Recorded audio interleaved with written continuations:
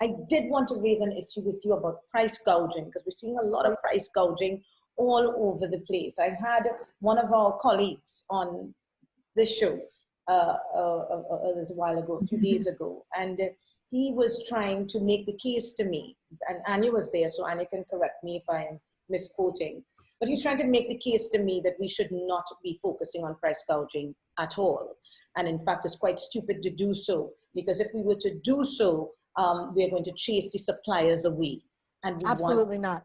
Well, Absolutely not. That he actually said those words. And then I saw there was a follow-up webinar recently where he showed a picture of someone in their garage with loads of PPE equipment and loads of stuff that was needed. Gentlemen. And, yes.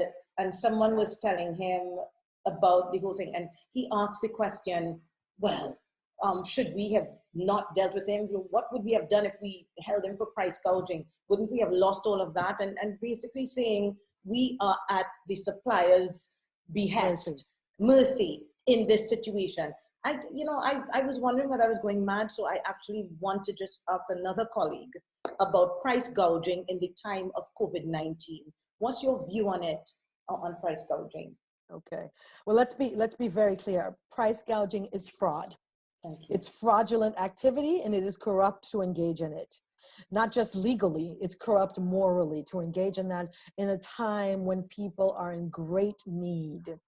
So with regard to the example, for example, that was shared with you with the gentleman in the US having hoarded millions of dollars worth of hand sanitizer. He went around multiple states at the beginning of the epidemic, before it was even declared as a pandemic, and collected all of this material and then tried to sell it at not double the cost, but in some cases 10 times the cost, 100 times the cost. And that's what price gouging is. It's not making a small profit because we're able to collect some goods and then resell them at a profit. We're talking about exploitative processes, exploiting a price at the expense of another that you know is in need. So there's no question that that is wrong and that should not be tolerated. And in fact, that gentleman was prosecuted, the goods were seized and redistributed to persons in need, which is what should happen.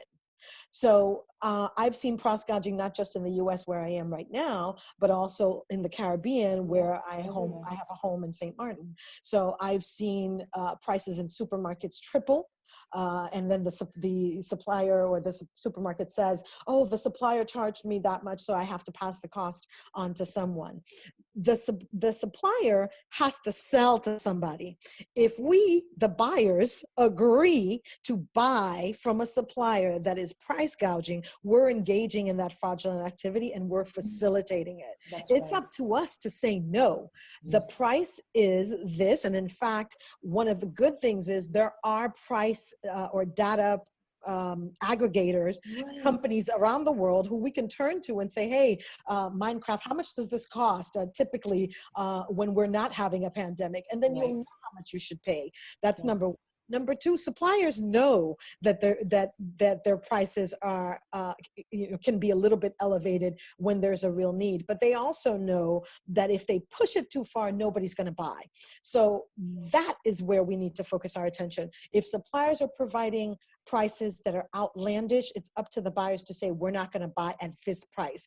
Unfortunately, in places like small island states where distribution is limited to a few, if the source of the buying, if the person importing is not saying no to those prices, then indeed those prices do get turned on to the local population who themselves can rarely afford to pay those kinds of prices. So in the end, there's a lot of legislation to be done around that, but also enforcement. Once again, without the enforcement, nothing happens. So investigating, reporting on price gouging, and this is where, again, we need technology. We need to have apps where people can log on and say, hey, I'm taking a picture of this price so that you can see, and this is the location where it is. And then governments have a responsibility to go in and prosecute. That's what should happen. Wow.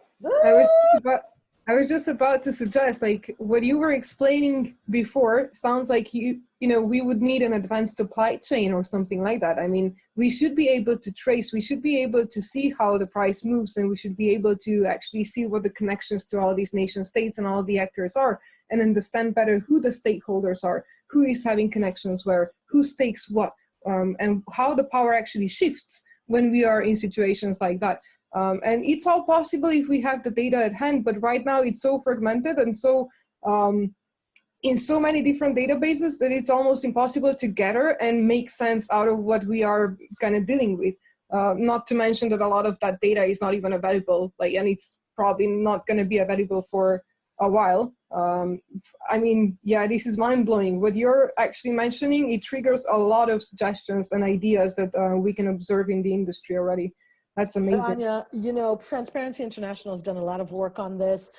People are aware, people in the open data space and in the citizen and civic tech space are aware of this. There's already, opportunities to report on some of these actions with very simple technology, messaging.